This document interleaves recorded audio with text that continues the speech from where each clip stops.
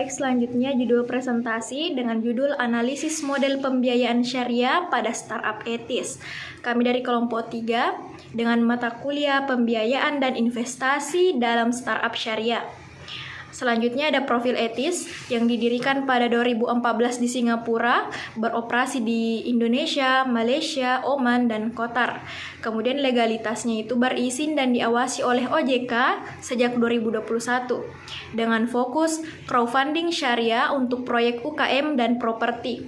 Visinya menjadi pelopor fintech syariah global. Adapun selanjutnya yaitu sumber pendanaan etis dengan pemodal individu yaitu masyarakat umum dengan institusi, lembaga keuangan syariah, crowdfunding syariah, pendanaan kolektif berbasis proyek dengan model online berbasis platform digital untuk transparansi dan inklusi.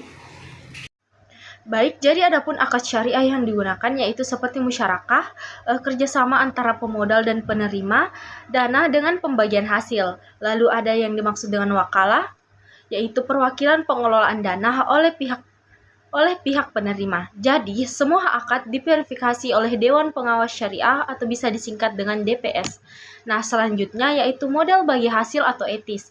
Seperti proporsional sesuai kontribusi modal, margin keuntungan transparan, tidak ada bunga atau riba, dan laporan keuangan yang tersedia bagi investor secara berkala.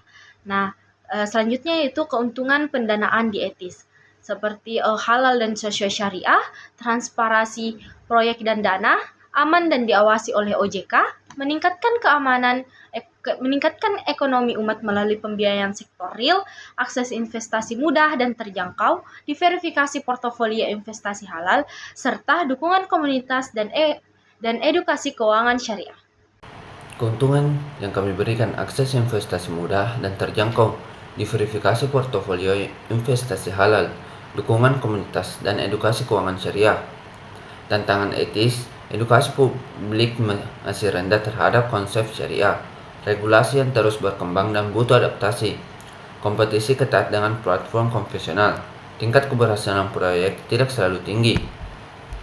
Kesimpulan, etis menyediakan model pendanaan berbasis syariah yang inovatif, menjadi jembatan antara pemodal dan proyek yang butuh dana, memperkuat ekonomi syariah melalui teknologi finansial.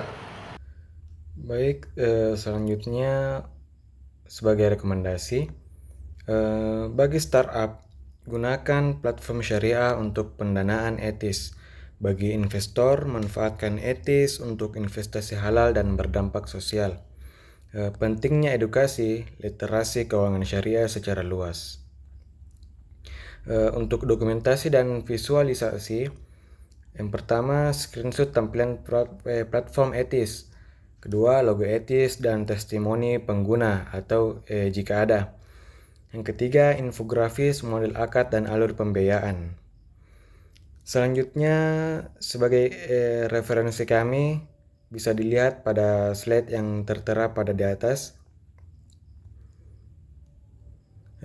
Selanjutnya, kami menyediakan tips praktis untuk hemat.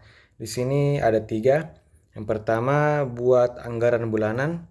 Dan yang kedua, belanja dengan daftar. Dan yang ketiga, simpan uang kembalian.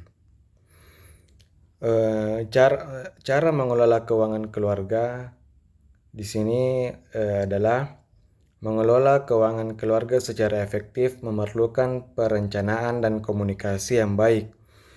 Mulailah dengan membuat anggaran yang mencakup semua pendapatan dan pengeluaran bulanan, memastikan bahwa kebutuhan pokok seperti makanan, tempat tinggal, dan utilitas terpenuhi terlebih dahulu.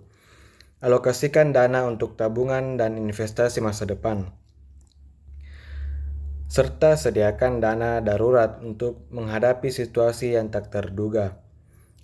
Diskusikan tujuan keuangan jangka pendek dan panjang bersama anggota keluarga untuk memastikan semua orang berada di halaman yang sama.